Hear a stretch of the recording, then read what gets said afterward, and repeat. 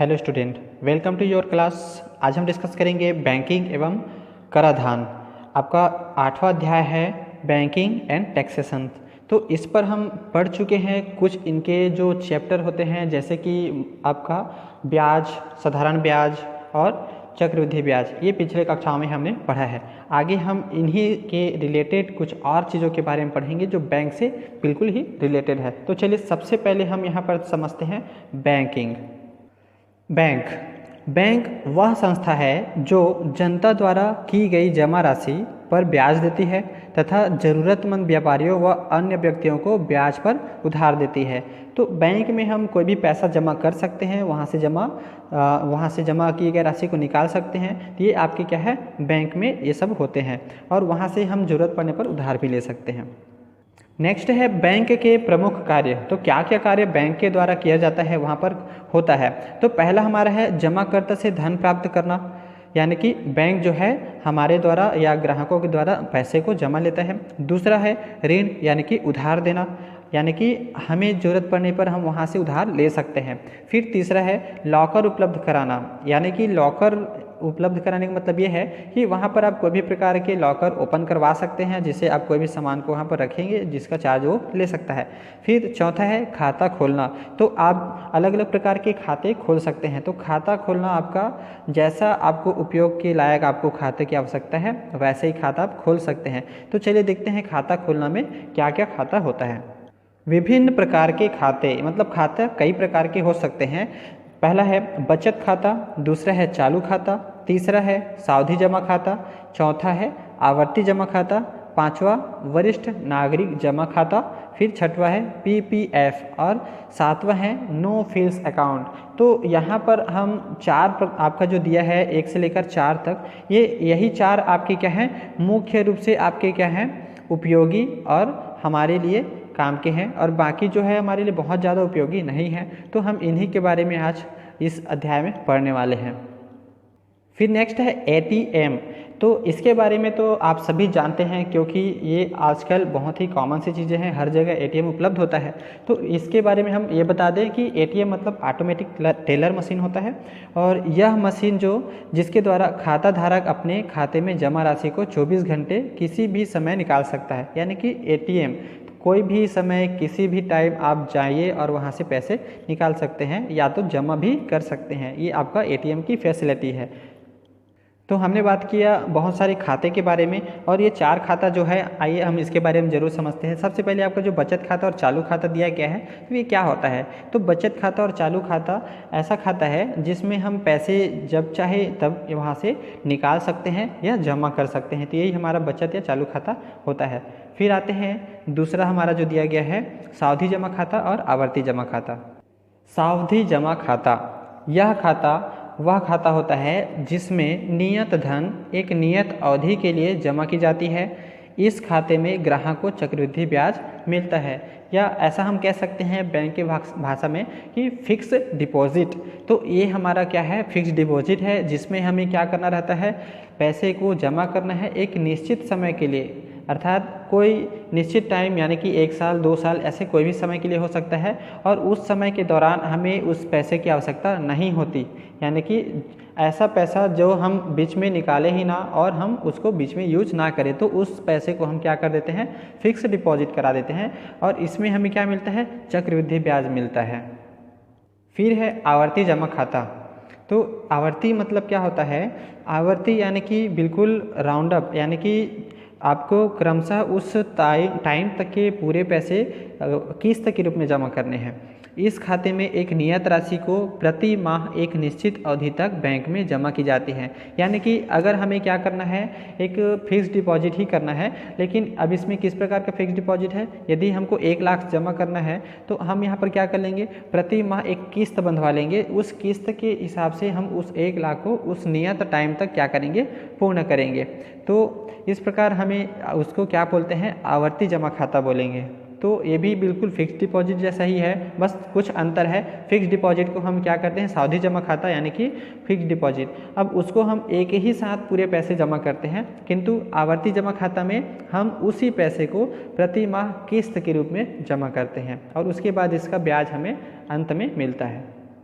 प्रश्नावली 1, इसमें हम अभी जो सावधि और आवर्ती जमा खाता के बारे में पढ़े हैं उससे रिलेटेड आपके यहाँ पर सवाल दिए गए हैं और इस पूरे आपके जो सवाल है उसमें हम सावधि और आवर्ती दोनों प्रकार के क्वेश्चन को सॉल्व करेंगे। तो सबसे पहला हमारा जो प्रश्न दिया गया है तो ये हमारा प्रश्न है और इसके नीचे आपका दिया गया है आपका पहला आवर्ती दिया है, फिर दूसरा आपका सावधि है। तो चलिए सबसे पहले इसके फार्मूले देख लेते हैं क्या फार्मूला होता है। आवर्ती जमा खाते में जमा धनराशि का कुल ब्याज, यानी कि हम ये आपका जो सूत्र दिया है ये आवर्ती जमा के लिए है, क्योंकि इसमें क्या होता है किस्त के रूप में पैसे जमा होते हैं चाहे जितने महीने हम उसको जमा करेंगे। तो इसमें आपका दिया गया है कुल ब्याज P गुणित R/100 गुणित 1/12 और गुणित है N ऑफ N+1/2।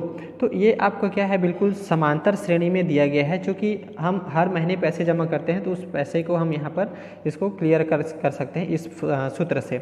और चूँकि P क्या है तो P आपका जो मासिक किस्त की राशि है और R आपका ब्याज की दर है, फिर N जो है मासिक किस्तों की कुल संख्या, यानी कि हम कितने महीनों तक पैसे जमा कर रहे हैं। फिर आते हैं दूसरा आपका सावधि जमा खाते के ब्याज की गणना, तो इस सूत्र से हम करेंगे। तो ये आपका सूत्र क्या है A बराबर P ऑफ 1 + R/100 और पूरे की पावर क्या है N।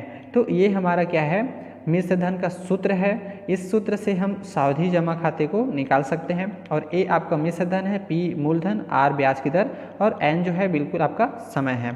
तो चलिए इस सूत्र के माध्यम से हम सवाल हल करते हैं।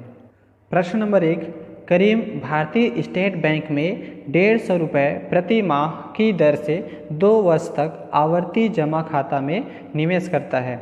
यदि ब्याज की दर 5% वार्षिक हो तो उसे 2 वर्ष बाद कितनी धनराशि बैंक द्वारा भुगतान की जाएगी। तो बिल्कुल आप देख सकते हैं इस प्रश्न में आपको आवर्ती जमा खाते के बारे में बोला गया है। तो आवर्ती जमा खाता कैसा टाइप का है तो 150 रुपये प्रति माह, यानी कि हम इसको हर माह 2 वर्ष तक क्या करेंगे पैसे को जमा करेंगे। तो चलिए हल इसका देखते हैं। सबसे पहले हमें जो दिया गया है हम उसे ले लेते हैं। तो हमें क्या यहाँ पर दिया गया है, तो यहाँ पर है दिया है आपका सबसे पहले तो मूलधन। तो मूलधन किस टाइप से दिया है तो हमें पता है मूलधन हमारा मासिक किस्त में है, तो हम यहाँ बताएंगे कि मासिक किस्त की राशि ये हमें दिया गया है, जो कि इसे हम किससे प्रदर्शित करेंगे P से प्रदर्शित करेंगे और P बराबर आपका हो जाएगा 150 रुपये, क्योंकि ये हमारा बताया गया है 150 रुपये प्रति माह, इसलिए हम यहाँ पर लिख सकते हैं। अब देखते हैं ब्याज की दर। तो यहाँ पर देखो 5% दिया गया है, तो यहाँ पर हम लिखेंगे ब्याज की दर को हम क्या करते हैं R से रिप्रेजेंट करते हैं और जो कि क्या दिया गया है 5%। अब यहाँ पर बताया गया है 2 वर्ष यहाँ पर आपका 2 वर्ष तक आवर्ती जमा खाता में निवेश करता है। तो कुल हम देख सकते हैं कितने मासिक किस्त हो रहे हैं। तो यहाँ पर मासिक किस्तों की कुल संख्या, तो मासिक किस्त कितने हैं इसे हम N से रिप्रेजेंट करेंगे। देखिए 2 वर्ष तक जमा कर रहे हैं, यानी कि पूरे 24 महीने, यानी कि हम यहाँ लिख सकते हैं N बराबर 24। अब यहाँ पर हम देखेंगे कुल ब्याज आपका क्या होगा। तो यहाँ पर देखते हैं कुल ब्याज, हमारा सूत्र हमने देखा है, कुल ब्याज को हम I से प्रेजेंट करेंगे। I = P गुणित R/100 गुणित 1/12 और यहाँ पर हो जाएगा N गुणित N धन 1 और पूरे की बटा 2। तो चूँकि 1/12 हम क्यों ले रहे हैं, 1/12 इसलिए ले रहे हैं क्योंकि हम ये जो आपका किस्त दिया गया है वो क्या है महीने के हिसाब से है, यानी कि हम यहाँ पर 2 वर्ष बाद कितनी धनराशि बैंक द्वारा भुगतान की जाएगी। तो हम इसे कैसे निकाल रहे हैं तो महीनों के हिसाब से निकाल रहे हैं, इसलिए हम 1/12 का गुणा करेंगे और ये N जो है आपका टोटल किस्तों के नाम से यहाँ पर आपका समानता श्रेणी में रखा गया है। तो चलिए अब यहाँ पर इनके मानों को भर देते हैं। मान भरने से हमें क्या प्राप्त होता है देखिए। तो सबसे पहले हम यहाँ देख रहे हैं P का मान क्या है 150, तो यहाँ लिखेंगे 150 गुणित R का मान यहाँ पर दिया गया है 5 और बटा हो जाएगी आपके 100 गुणित 1/12 और यहाँ पर आपका है n के स्थान पे हम देख सकते हैं क्या है 24, तो 24 और यहाँ पर भी हो जाएगा 24 + 1 और पूरे के बटा हो जाएंगे 2। तो जब हम इसको हल करेंगे देखिए एक आपका ये कटा सकते हैं, तो 0 आपकी 0 से कैंसिल कर सकते हैं और 5 एकम 5 दूनी। इस तरह हम यहाँ पर क्या लिख सकते हैं, देखो टोटल 12 दूनी 24 और 24 क्या हो जाएंगे, कैंसिल हो जाएंगे। तो अब यहाँ पर बचा क्या, तो यहाँ पर बच रहा है 15 और यहाँ पर हम देख सकते हैं आपका क्या बच रहा है, तो यहाँ पर बच रहा है 24 और 1 25, तो लिखेंगे 25/2। तो ये आपका क्या है, बहुत ही आसानी से हमने यहाँ पर निकाल लिया। अब यहाँ पर देखिए जब 15 को 2 से कटाएंगे तो आपको क्या प्राप्त हो जाएंगे, तो 7.5 यानी कि 15 का आधा 7.5। तो यहाँ पर हो जाएंगे 7.5 गुणित 25 और इनको जब हम गुणित करेंगे यानी कि गुणा करेंगे तो हमें प्राप्त हो जाएंगे 187.50 यानी कि 50 पैसे।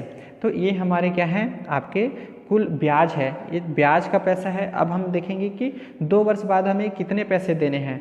तो चलिए देखते हैं, हमें पता है कि कुल राशि हमारा कितना है। तो सबसे पहले बैंक द्वारा भुगतान की गई राशि,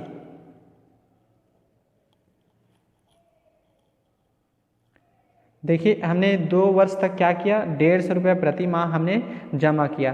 तो हम देख सकते हैं 150 रुपये कितने महीनों के लिए जमा किया, तो 24 महीनों के लिए। और टोटल हमें ब्याज क्या प्राप्त हुआ, तो हम इसमें जोड़ सकते हैं, ब्याज हमारा प्राप्त हुआ है 187.50 यानी कि 150 रुपये 24 महीने जमा किए वो टोटल राशि, और उनके साथ जमा करने के बाद जो राशि उसका ब्याज बना वो पैसे। तो टोटल पैसे आपका यहाँ पर देखिए क्या हो जा रहा है, इनका गुणा करेंगे तो आएगा 15 24 हो जाएगा 3600, 360 यानी कि 3600 और यहाँ पर हो जाएंगे 187.50 पैसे और टोटल हमारा हो जाता है 3787.50 पैसे। तो ये आपके क्या है, आपका बैंक द्वारा दी गई राशि है और ये हमारे क्या है आंसर होंगे। तो ये बहुत ही आसान है और आप लोग बना सकते हैं। अगला प्रश्न है, किशन इलाहाबाद बैंक में सावधि जमा के रूप में 20,000 रुपये 1 वर्ष के लिए 16% वार्षिक ब्याज की दर से जमा करता है। यदि ब्याज तिमाही संयोजित होता है तो परिपक्वता के पश्चात किशन को कितनी धनराशि प्राप्त होगी। तो ये हमारा जो प्रश्न है ये आपका सावधि जमा खाता वाला प्रश्न है और पिछला प्रश्न हमारा था आवर्ती। तो सावधि में देखिए हमें यहाँ पर क्या करना है, तो सबसे पहले हम जो दिया गया है उसे ले लेते हैं। तो यहाँ पर हमें दिया गया है मूलधन, तो मूलधन P बराबर आपको क्या प्राप्त है, तो देखिए आपका 20,000 रुपये, तो ये आपका क्या है 20,000 रुपये। फिर आते हैं समय, तो समय हमारा क्या बताया गया है, तो समय यहाँ पर दिया गया है, इसे हम n से रिप्रेजेंट करेंगे, तो n = 1 वर्ष, ये आपका समय बताया गया है। फिर आपका 16% आपका वार्षिक ब्याज दर बताया गया। तो हम यहाँ पर देख रहे हैं दर बराबर आपका कितना है, दर r बराबर आपका 16%। तो ये आपका मुख्य पॉइंट है। अब हम यहाँ पर देखेंगे कि हमें क्या करना है। यहाँ पर बोला गया है यदि ब्याज तिमाही संयोजित होता है, तो देखिए तिमाही का मतलब होता है 3 महीना और तिमाही संयोजित होता है और हमें ब्याज कितने के लिए दिन के लिए है, तो 1 वर्ष के लिए।